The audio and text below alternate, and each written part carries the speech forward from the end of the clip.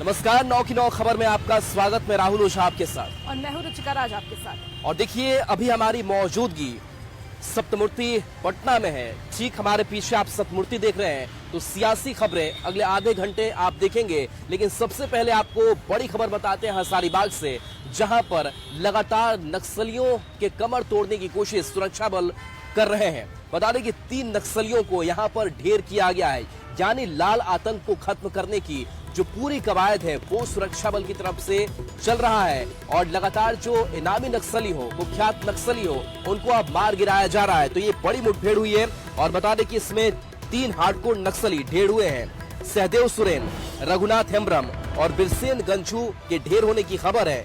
Police ने इस दौरान AK-47 सहित कई हथियार बरामद किए हैं।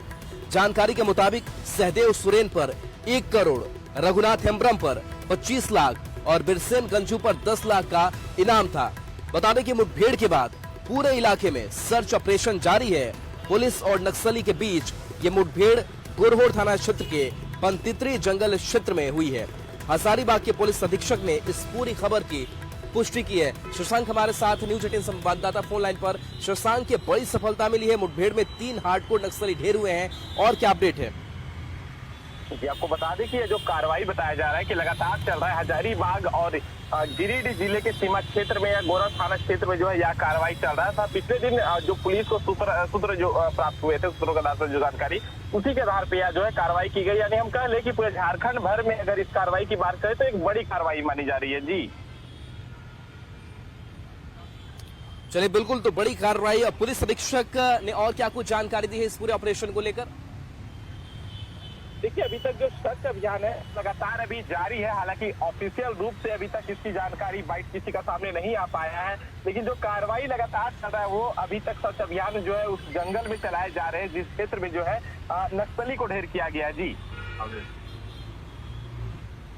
जी बिल्कुल, तो लगातार कह सकते हैं जिस तरीके से लाल आतंक पर एक कार्रवाई हो रही है और झारखंड के अलग अलग जिले खास करके जो खासा संवेदनशील है नक्सलियों के मामले में, वहां यह माना जाए कि पूरी तरीके से सफाई की तैयारी है और बहुत जगह तक सफाया हो भी चुका है।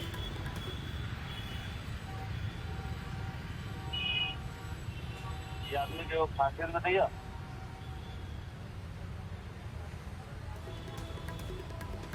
बिल्कुल, तो देखिए, लगातार इससे पहले पलामू से खबर सामने आई थी, जहां 5 लाख का इनामी जो है वो ढेर किया गया। हालांकि इस ऑपरेशन में कई बार जो जवान है वो भी शहीद हो जाते हैं, लेकिन लगातार उनका जो बदला है वो भी लिया जा रहा है।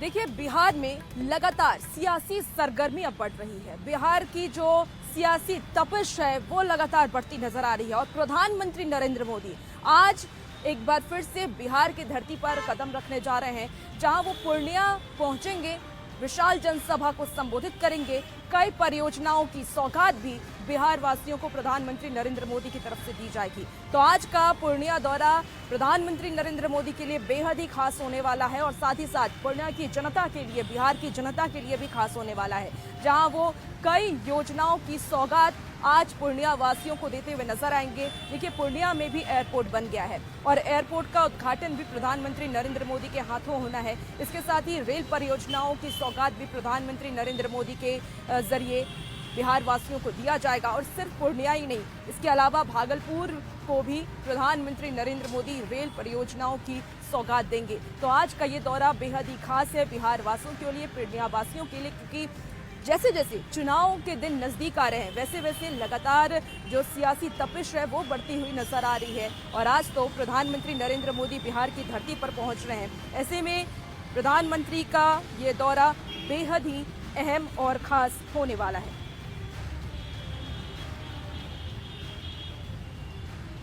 बिल्कुल, तो देखिए, आज प्रधानमंत्री नरेंद्र मोदी कई जो बड़ी सौगात है वो आज देने वाले हैं। बता दें कि पूर्णिया एयरपोर्ट का उद्घाटन होना है, जो बिहार का चौथा फंक्शनल एयरपोर्ट हो जाएगा। इसके साथ ही पीएम मोदी रेलवे की भी बड़ी सौगात देने वाले हैं, जिसमें 2 वंदे भारत एक्सप्रेस है, एक अमृत भारत एक्सप्रेस और एक एक्सप्रेस ट्रेन के साथ ही 2 नई रेल लाइन की शुरुआत भी शामिल है। पीएम मोदी आज पूर्णिया से करीब 41,000 परिवार का प्रधानमंत्री आवास योजना के तहत गृह प्रवेश कराएंगे। साथ में प्रधानमंत्री भागलपुर में कुल 2400 मेगावाट की 3 यूनिट का शिलान्यास भी करने वाले हैं। देश के पहले और बिहार में बने राष्ट्रीय मखान बोर्ड की भी शुरुआत करेंगे, जिससे संपूर्ण मिथिला के लोगों को बड़ा लाभ मिलेगा। तो देखिए, प्रधानमंत्री नरेंद्र मोदी आज पूर्णिया को बड़ी सौगात देने वाले, और खास करके सीमांचल की अगर बात करें तो सीमांचल को साधने की पूरी कोशिश है। और सीमांचल का इलाका अगर कहें 2020 के अगर चुनाव पर नजर डालें तो 2020 में बीजेपी यहां सबसे बड़ी पार्टी बनकर के उभरी थी। और देखिए, सीमांचल की अगर बात करें तो चाहे वो अररिया हो, पूर्णिया हो, कटिहार हो, और इन जिलों की 24 सीटें शामिल होती हैं। और ये 24 विधानसभा सीटों को साधने की पूरी कोशिश होगी। हालांकि दूसरी बड़ी पार्टी की अगर बात करें तो AIMIM उभर कर आई थी। कटिहार की अगर बात करें तो 7 विधानसभा सीटें यहां पर है कटिहार में, और इसके साथ साथ इन कटिहार की सीटों को साधने की कोशिश होगी। और इसी के बराबर पूर्णिया की अगर बात करें तो 7 सीटें हैं जिसको साधने की कोशिश प्रधानमंत्री नरेंद्र मोदी करेंगे। तो इसके साथ साथ और भी बाकी जो अररिया है 6 सीटें हैं। किशनगंज की अगर बात करें तो यहाँ भी 4 सीटें हैं। तो देखिए, ये सीटों का समीकरण है। और खास करके इन इलाकों की अगर बात करें तो मुस्लिम बहुल इलाका ये माना जाता है, ये सीटें मानी जाती है। और प्रत्येक सीट की अगर बात करें तो तकरीबन 30 से 35% हिस्सेदारी हो जाती है। और देखिए, इसीलिए सीमांचल को साधने के लिए ही प्रधानमंत्री नरेंद्र मोदी पहुंच रहे हैं। इन 24 सीटों में से 8 सीटें पिछली बार विधानसभा में बीजेपी के खाते में आई थी, और इस बार उससे ज्यादा सीटें बीजेपी के खाते में आई। इसीलिए प्रधानमंत्री नरेंद्र मोदी पहुंच रहे हैं। और देखिए, बीजेपी के खाते की अगर हम बात करें तो 4 सीटें बीजेपी ने वहां पर जीत हासिल की थी 2020 में, लेकिन इस बार 4 को 24 करने की कोशिश प्रधानमंत्री नरेंद्र मोदी की तरफ से की जाएगी। और इसीलिए वो विशाल जनसभा को संबोधित करेंगे। तमाम परियोजनाओं की सौगात भी बिहार वासियों को, खासकर सीमांचल वासियों को मिलने वाला है, जिसमें कि रेल परियोजना की सौगात भी प्रधानमंत्री नरेंद्र मोदी की तरफ से दी जाएगी। कई ट्रेनों की शुरुआत की जानी है, और इसके साथ ही एयरपोर्ट की शुरुआत होगी। तो देखिए, बिहार में लगातार जो विकास के कार्य हैं वो गति से चल रहे हैं। जी बिल्कुल। अब देखिए, इस खबर के साथ साथ हम एक और नजर डाल लेते हैं कि प्रधानमंत्री नरेंद्र मोदी का जब जब बिहार दौरा हुआ तो बिहार को क्या क्या मिला, वो भी ग्राफिक्स के जरिए समझते हैं। तो प्रधानमंत्री जब भी आए, सौगातों की बौछार हुई, बिहार को बहुत कुछ मिला। लेकिन 24 फरवरी जब भागलपुर पहुंचे थे प्रधानमंत्री नरेंद्र मोदी, उस वक्त का डेटा ये कहता है किसानों को 22,700 करोड़ की जो राशि है वो ट्रांसफर की गई। उसके बाद से जो दौरा होता है, 24 अप्रैल को प्रधानमंत्री मधुबनी पहुंचते हैं। और जब मधुबनी पहुंचते हैं तो प्रधानमंत्री नरेंद्र मोदी 13,480 करोड़ रुपए की योजना की सौगात बिहार वासियों को देते हैं। उसके बाद से अगला दौरा जो प्रधानमंत्री नरेंद्र मोदी का होता है वो 29 मई को होता है। पटना में प्रधानमंत्री नरेंद्र मोदी पहुंचते हैं, और यहां से पटना एयरपोर्ट के नए टर्मिनल भवन का उद्घाटन होता है, जिसकी लागत 1200 करोड़ थी। इसके साथ साथ बता दें कि बिहटा एयरपोर्ट की भी आधारशिला प्रधानमंत्री नरेंद्र मोदी ने रखा। उस वक्त 29 मई को जब आए थे 1410 करोड़ की यह पूरी योजना थी। बिल्कुल। और देखिए, कुछ और तारीखों की बात हम कर लेते हैं। और देखिए, 30 मई को रोहतास पहुंचे, 20 जून को सिवान पहुंचे, 18 जुलाई को मोतिहारी पहुंचे, और सौगातों की बारिश लगातार होती रही। इसके साथ साथ 15 सितंबर पूर्णिया, यानी कि आज 40,541 करोड़ की योजना की सौगात प्रधानमंत्री नरेंद्र मोदी देने जा रहे हैं।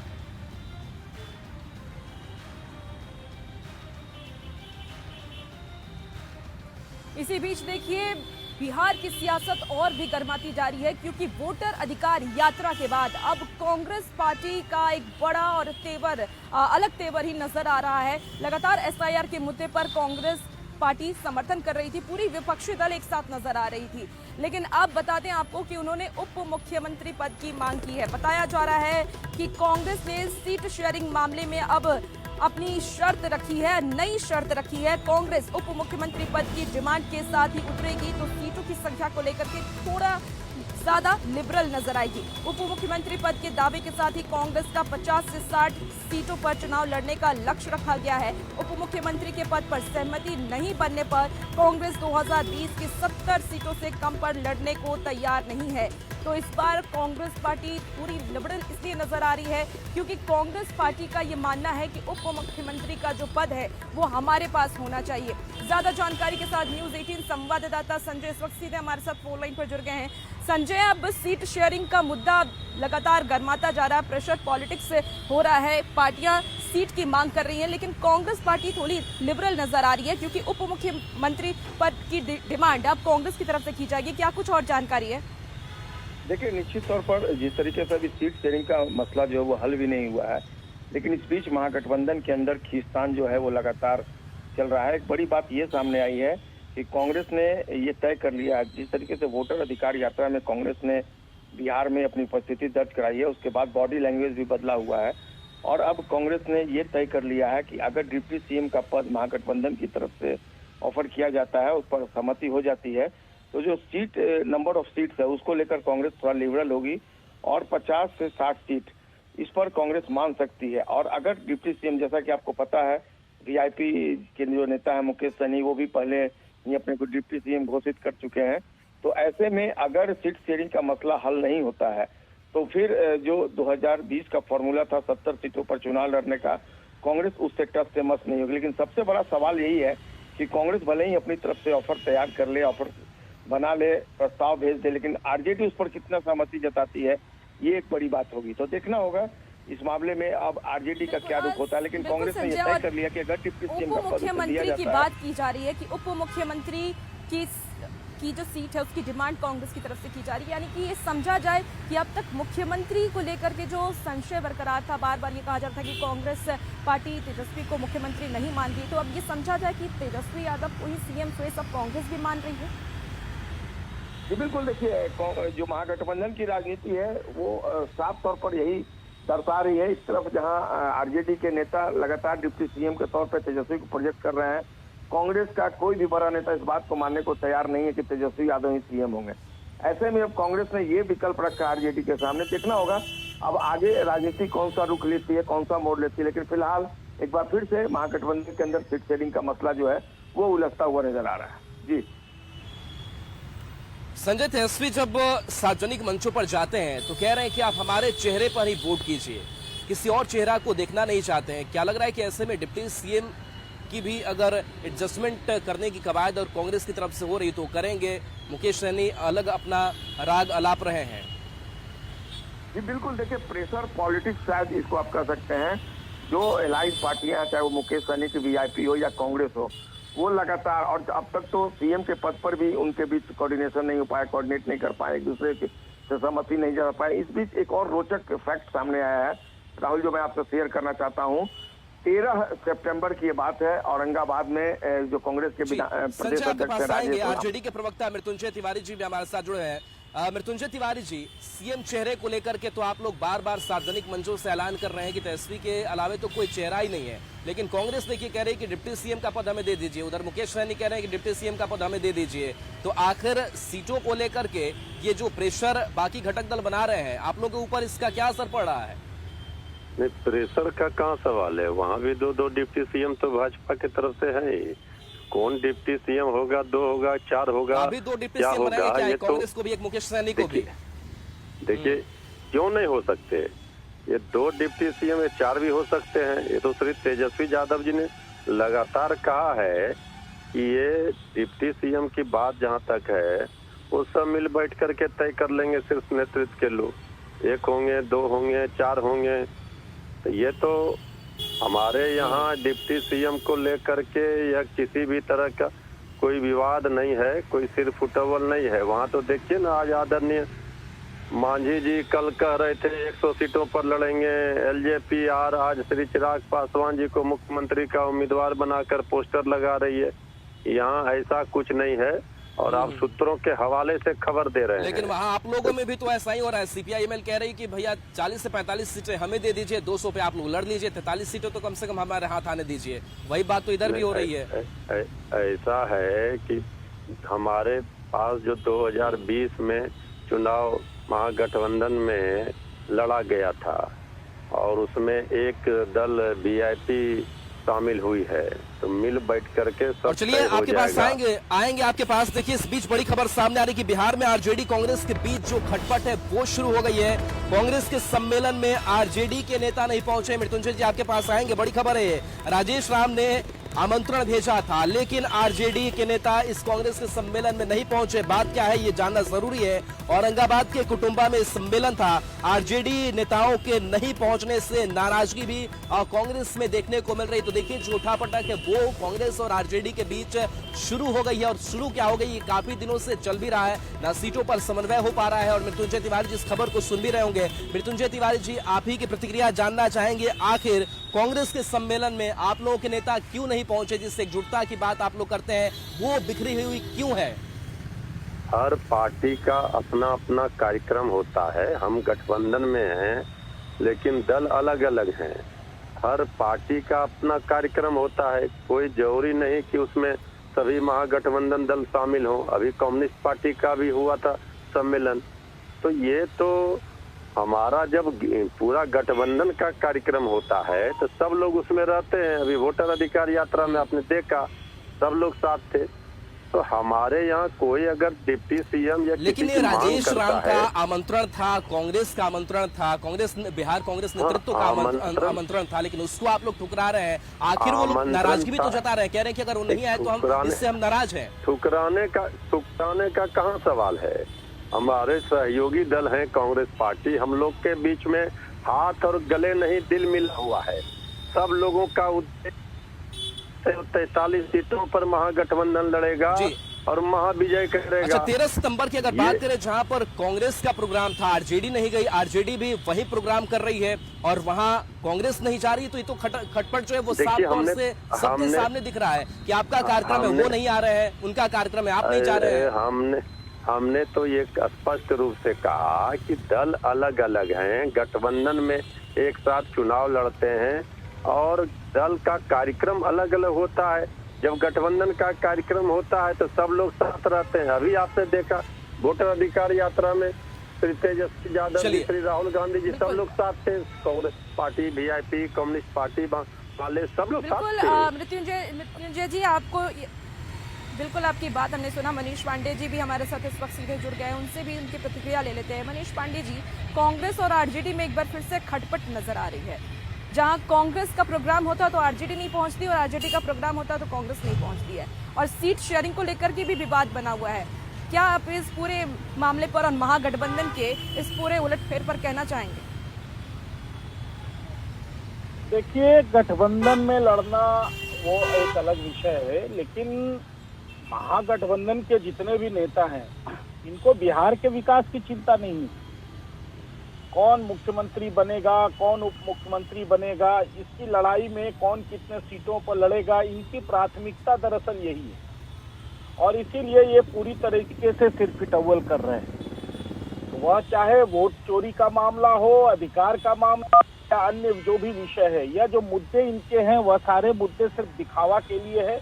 विकास इनका मुद्दा कभी नहीं रहा।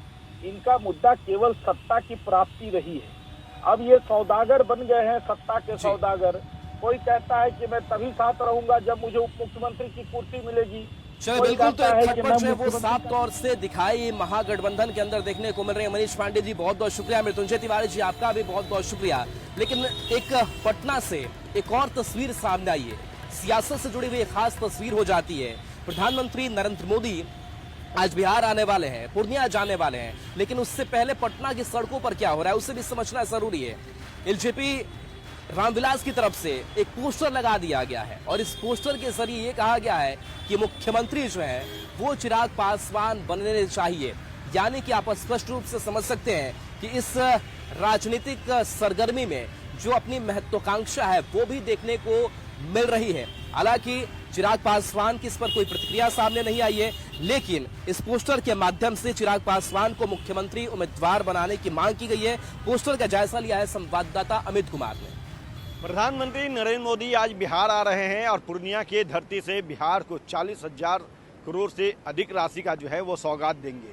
इधर देखिए पटना में प्रधानमंत्री के आगमन के लेकर के एलजेपी रामविलास की तरफ से एक पोस्टर लगाया गया है और इसमें चिराग पासवान को एक बार फिर से नरेंद्र मोदी जो है प्रधानमंत्री, उनका हनुमान बताया गया है। और इस पोस्टर में लिखा गया है कि बिहार मांगे चिराग, आपके हनुमान को है 2025 में आपकी आशीर्वाद का इंतजार। बिहार फर्स्ट, बिहारी फर्स्ट जो स्लोगन है चिराग पासवान का, एलजेपी रामविलास का, उससे भी यहाँ पे दर्शाया गया है। और दंगा फसाद का ना बवाल चाहिए, बिहार का सीएम चिराग चाहिए। और बिहार आए हैं तो अपना आप आशीर्वाद देकर ही जाइए। ये जो है एलजेपी रामविलास की तरफ से ये पोस्टर लगाया गया है। और सीधे तौर पे कह सकते हैं कि इस पोस्टर के जरिए चिराग पासवान को मुख्यमंत्री बनाने की जो है वो अपील की गई है, उम्मीदवार घोषित करने की अपील की गई है। और ये पोस्टर जो है इमाम गजली जिला अध्यक्ष लोक जनशक्ति पार्टी रामविलास शेखपुरा की तरफ से लगाया गया है। और कहीं ना कहीं कह सकते हैं कि एक तरफ जहां ये कहा जा रहा है कि मुख्यमंत्री का कोई वैकेंसी नहीं है, जेडीयू की तरफ से ये बातें कही जाती है कि मुख्यमंत्री जो है वो नीतीश कुमार ही होंगे। बीजेपी भी कहती है कि हम नीतीश कुमार के नेतृत्व में ही चुनाव लड़ेंगे। लेकिन तीसरी तरफ ये पोस्टर जो है वो कहीं ना कहीं एनडीए में एक नया विवाद खड़ा कर रहा है। क्योंकि देखा जाए तो खुद हम के जो राष्ट्रीय अध्यक्ष हैं यहाँ पे पूर्व मुख्यमंत्री जीतन राम मांझी, उन्होंने भी साफ कर दिया है कि 15 से कम सीट मिलेगी तो वो 100 सीट पर अकेले चुनाव लड़ेंगे। तो कहीं ना कहीं कह सकते हैं कि सीट शेयरिंग का मामला हो या फिर मुख्यमंत्री की दावेदारी का, एनडीए में जो है एक बार तस्वीर जो है वो फिर से सिर्फ टोवल वाली दिखने लगी है। अमित कुमार, न्यूज 18 पटना। तो देखिए, बिहार के पूर्णिया में प्रधानमंत्री आ रहे हैं और प्रधानमंत्री के आने को लेकर के सियासी सरगर्मी और भी बढ़ती हुई नजर आ रही है। एक तरफ अब लोक जनशक्ति पार्टी के तरफ से चिराग पासवान को मुख्यमंत्री उम्मीदवार घोषित किया जा रहा है, क्योंकि चिराग पासवान कई बार अपनी सार्वजनिक मंचों से भी कह चुके हैं कि वो प्रधानमंत्री नरेंद्र मोदी के हनुमान हैं। अब ऐसे में जब प्रधानमंत्री बिहार की धरती पर पधार रहे हैं तो वो अब उनकी पार्टी की तरफ से ये मांग की जा रही कि उन्हें सीएम प्रत्याशी घोषित किया जाए। दूसरी तरफ नीतीश कुमार हैं। अब देखना होगा कि सीएम फेस को लेकर के जो सरगर्मी बढ़ती हुई नजर आ रही है वो कब तक थमती है। बिल्कुल, देखिए, और महागठबंधन की बात करें तो यहाँ भी हालात बहुत ठीक नजर नहीं आ रहे हैं। कांग्रेस की तरफ से डिप्टी सीएम पद की मांग कर दी गई है। मुकेश सहनी अलग ही कह रहे हैं कि डिप्टी सीएम पद चाहिए। देखना दिलचस्प होगा कि सीटों का समन्वय कितना जल्दी और किस तरीके से बैठ पाता है। न्यूज 18 बिहार झारखंड पर खबरें आपके लिए लगातार जारी रहेंगी।